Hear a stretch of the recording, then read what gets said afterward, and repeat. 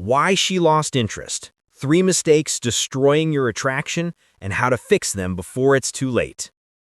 You're texting her constantly, checking your phone every 5 minutes, canceling plans with your boys just to be available when she calls. And somehow, she's pulling further away. What the hell is going on? Here's the brutal truth nobody's telling you. You're not losing her because you care too much. You're losing her because you've stopped caring about yourself. Today, I'm breaking down the 3 silent killers of attraction and, more importantly, how to reverse the damage before it's too late. Mistake number 1. Over-texting and over-communicating. The neediness trap. Let's start with the most common one. You wake up and the first thing you do, "Good morning, beautiful." She doesn't reply for an hour, so you send another one. "Hope you have a great day." Then another, "What are you up to?" By lunchtime, you've sent 6 messages and gotten 2 half-hearted replies. Here's what's happening in her mind. This guy has nothing else going on in his life but me. Now, I know what you're thinking, but I'm just showing I care. And I get it, but here's the uncomfortable reality. Constant communication doesn't build attraction. It destroys mystery. Mystery creates curiosity. Curiosity creates desire. When you're always available, always texting, always checking in, you become predictable. And predictable, that's the death of attraction. So what's the move? Match her energy. If she takes 2 hours to reply, you take 2 hours. If she's sending 1-word responses, you mirror that. This isn't game playing. This is respecting the natural rhythm of the interaction. You're not punishing her. You're simply showing that you have a life, priorities, and options. And here's the kicker. The moment you stop chasing, she starts wondering why. That curiosity, that's your leverage. Respect her space and yours. You don't need to be in constant contact to maintain a connection.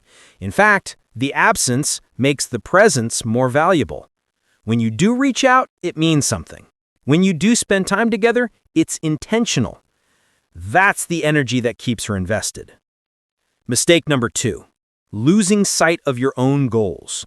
The purpose deficit. This one's sneaky because it happens slowly. You start skipping the gym because she wants to watch Netflix. You stop hanging with your boys because she might need you. You put your side hustle on pause because relationships take work.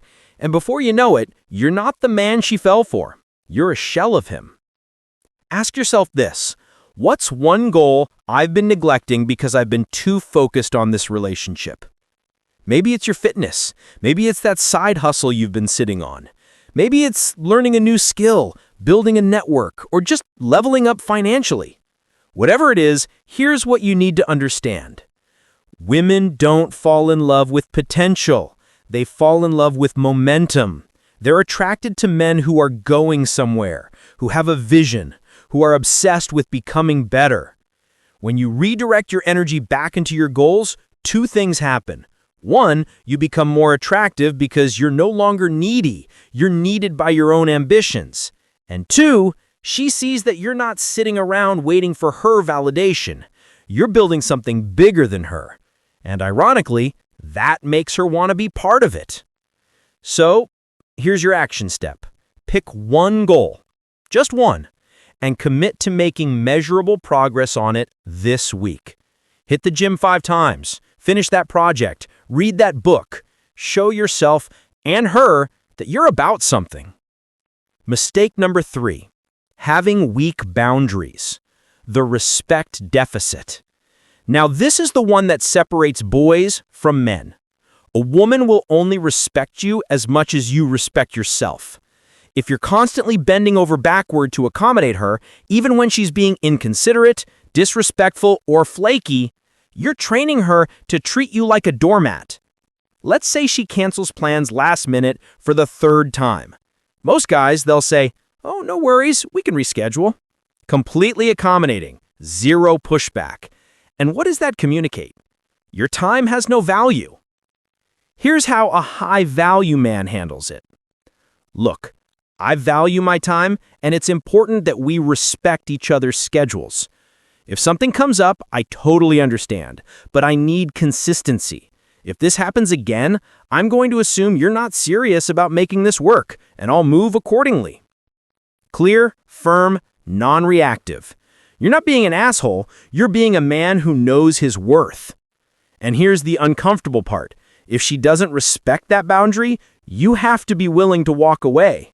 Because if you stay, you're telling her that your words mean nothing, your boundaries mean nothing, and ultimately, you mean nothing.